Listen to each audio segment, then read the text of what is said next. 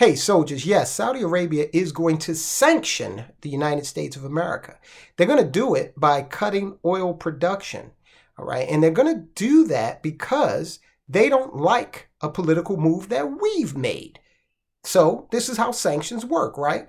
America looks around the world and says, I don't like what you're doing over there in your country, so I'm going to sanction you, okay? Well, that regime is coming home to roost. Now, before we get deep into it, let me thank one of the soldiers of finance. Yohi Main said in a comment, hey, Tyrone, I like your videos. I think you should have more viewers, and I think you should have more subscribers. And I said, great minds think alike, because I agree. So Yohi Main said, what you should be doing is becoming more disciplined about asking people to subscribe to the channel. So Yohi Main is 100% correct. Go ahead, hit subscribe if you haven't already. Enlist, become a soldier of finance. Now also, if you have subscribed, I salute you.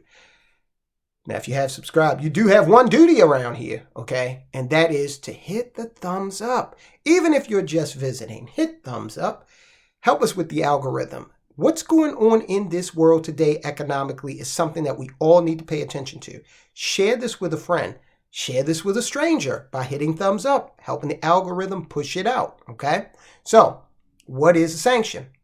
As I said before, United States puffs its chest out, says, I don't like what you're doing over there, country. And yeah, you're 5,000 miles away, but that doesn't matter. We're the United States, and we're the de facto moral leader of the world. Meanwhile, we can't figure out biology, okay? So, we slap sanctions on people, okay? We affect their money. Look at the glee with which we slap sanctions on Russia, okay? But they're not the only ones. Cuba, sanctions on Cuba. What's this going on? 75 years? Cuba's still doing trade with other parts of the world, okay? Cuba needs to change its economic system, obviously, okay? Decade upon decade of proof. I mean, your buildings are falling apart. You're still driving around in 1950s era Chevys. Come on, okay? Give it a rest. But Saudi Arabia has said, United States, we don't like a policy of yours. Your policy of dragging your feet on refilling the strategic petroleum reserve is something we don't like. And we don't like it because where are you going to get the oil from? You need it from us, Saudi Arabia, in order to refill that strategic petroleum reserve. And that means money that we're not getting. So you are going to have to suffer a production cut. OPEC Plus says it's going to go ahead and cut production. And in that way, especially going into the summer driving season here in America, since demand will spike a little bit from the winter, production's less, that's going to mean higher prices, okay? So it's going to be higher prices for you to take that little jaunt down the ocean, higher prices for you to buy that dozen of steamed crabs, because that waterman had to go out there, use diesel fuel in his boat, get out there and catch those crabs, and you had to drive to the spot to get them and all that. So all of that is going to entail much more cost, okay, because Saudi Arabia has slapped sanctions on us, the United States of America. We're going to start seeing more and more of that because we are turning into a third world country. Now I can hear somebody now, we ain't no third world country. We got our economy. First of all, that designation is a political designation, not an economic one solely. Okay, when we think about what a first world country is, it's usually one of the leading, democracies that has a capitalist economic system. Second world is communist, or was communist, with a socialist economic system. Okay, these terms came out of the Cold War. And third world was everybody else. Now, why do I say we're everybody else? Well, primarily because look at how we're acting here in this country. We've got, you could argue, well, we've had political prisoners for a long, long time. That's not something that's new. Okay, we've got dissidents. Okay, no matter how you feel about the politics, we do have dissidents. Got one down in Cuba right now. who has sought asylum from the United States of America. So we got all this stuff. But lately here we are going on this spree where if you got the wrong political views, hey, you could wind up in prison. All right. We got a former president being indicted, former president, and I guess you would say a current presidential candidate. Now, he's being indicted on some pretty spurious charges. The Department of Justice even said they weren't going to touch that because they didn't think that there was any there. But, you know, America's system of jurisprudence is complex. And so we got a former president being charged. We got to be careful because third world countries, they're known for that type of thing. President one day deposed and imprisoned, if you're lucky, the next. I've been studying a lot about dictators from different parts of the world, and a few of them have, you know, gotten off to where they got exiled or they got, died of old age in their bed. But most of the ones that I've been studying, oh man, they met brutal ends. Okay, and some might argue that that was justified. And in many cases, I think that's true.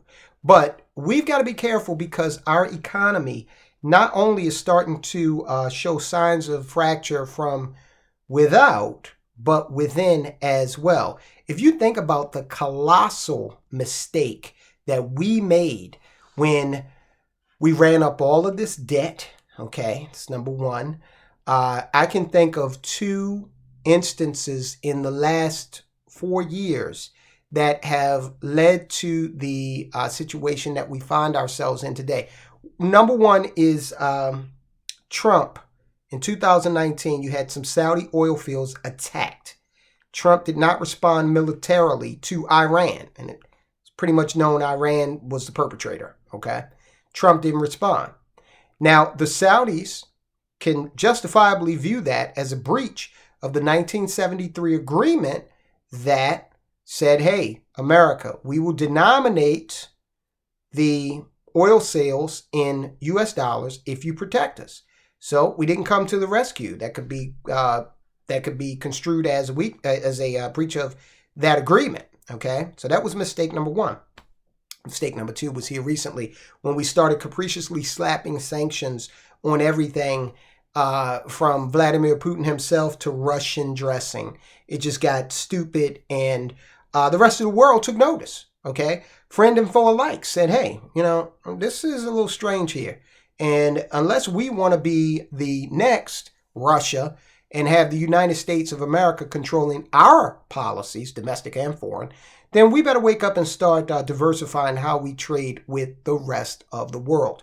You see some of the African countries right now. Kamala Harris visited a few of the African countries here recently, and they've got some legislation that they are entertaining.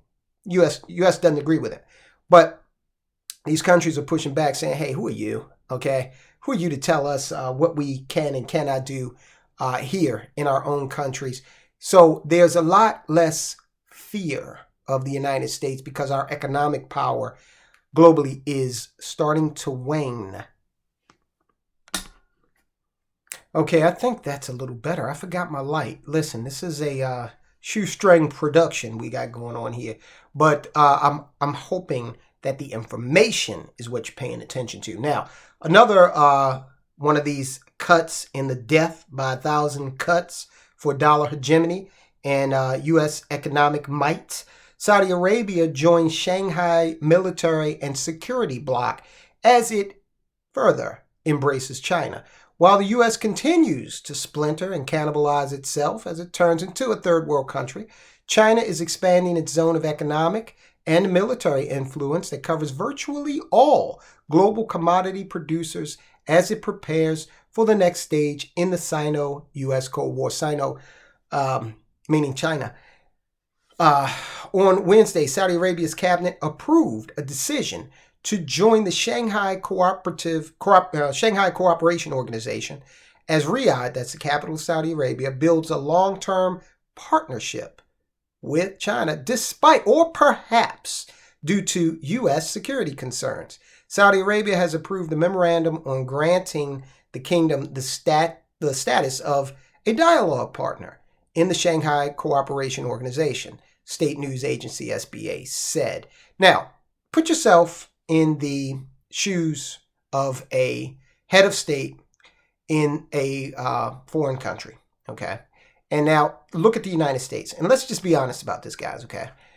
Look, for those of you on the left, you got to look at it from the standpoint, oh, they might be about to elect bombastic Donald Trump again. What are they thinking? For those of you on the right, saying, hey, what's up with this guy Biden? They're like leading him around, giving him like very discreet directions. He gets up and is supposed to talk about a very serious issue. He starts talking about chocolate chip ice cream. Okay, so you're looking at that. Okay, you're looking at that. Then you're looking at the things that we're over here debating and the things that we're classifying as newsworthy. All right. Like I said, we're having some difficulties with accepting biological truth. That's one thing. We also are talking about giving people $5 million or more for something they never experienced. And for some, the people that are going to give them that are people who never perpetrated. This is the kind of thing. Look, no matter where you fall on those issues, this is what the rest of the world is looking at the United States and saying, okay, train derailments, and they're talking about the environment. They got poison leaking into their drinking water, and they're lecturing us. These guys seem a little unstable. Okay. So that's why we're watching this, because as we get further and further, we're isolating ourselves, okay, with our behavior. We're not a serious people right now, okay? We're just not. And so we're isolating ourselves with our behavior, and we're watching Xi become, every day, the adult in the room, all right? He's the one that said, you know what? Let's try to get Saudi Arabia and Iran together under an economic agreement so that maybe we can all make some money. Okay, maybe we do that. United States would prefer to boost Raytheon stock by having them continue to be at loggerheads. The SCO, or the Shanghai Cooperation Organization, is a political and security union of countries spanning much of Eurasia, including China, India, and Russia, formed in 2001 by Russia, China, and former Soviet states in Central Asia. The body has been expanded to include India and Pakistan, with a view to playing a bigger role as counterweight to Western influence in the region. Now, that piece about India and Pakistan, remember, there's another example of China creating a organization that is bringing adversaries together under some form of cooperation, okay? China knows that India and Pakistan, in fact, India and Pakistan are nuclear powers, and they got bombs pointed at one another. But wouldn't it be better if we could all make money? That seems to be what China is saying. Meanwhile, the United States doesn't even want Ukraine and Russia to negotiate for peace, all right? Because, again, the business of the United States is war. The business of seemingly everybody else is making money in a diversified manner, okay? Have you seen these Temu commercials? Because like the Asian Amazon, because they're everywhere. So, want to make money. Long-term war is not good for business. War is good for a few businesses, okay? Halliburton, General Dynamics. But war is typically not good long-term for business, especially the type of war we would have to wage today, which would be extremely destructive. So, that's what's going on. What can we do? Guys, look, this is turning into a world that is going to value commodities over everything else. And these fiat currencies, we may get back to a strong fiat currency at some point, but fiat currencies, especially the United States dollar, are falling out of favor rapidly. So you may want to look at diversifying with some, precious metals. We always talk about that, okay? This is kind of like... This is an adult audience. The solution here is kind of like sex. There are really only so many positions you can do it in, okay? Yeah, you can go out there and get the Kama Sutra and, I guess if you're below the age of 20, that'll work. But for the rest of us, okay, they're really only, unless you are willing to become a contortionist, is like pizza. It's Really only so much you can do with it, right? So with regard to the solution, you have to understand that the central banks, all of them, except for El Salvador. Well, I don't know. El Salvador might be buying gold, but they're the only ones that own crypto and at least admit it, okay? The central banks are buying gold, all right, for a reason. People say, well, you can't have a fiat currency backed by gold anymore. How much fiat currency is actually in circulation compared to the total amount of ones and zeros, okay? Could you do it? Could you back what's in circulation with gold? Because that percentage is small compared to, all of the money that's out there, the total money supply. All I know is these central banks are buying gold. They're buying more gold than they have purchased in quite some time, okay? Tons per month. So that tells me that, that might be worth looking into, okay, in order to stabilize your wealth during this time of great fluctuation. Am I telling you to sell everything and go buy nothing but gold? Absolutely not. Don't keep all your eggs in one basket. But it's something you should consider. This is what these central banks, who will be making these decisions about how this economy is going to, move going forward. That's what they're buying. All right, guys.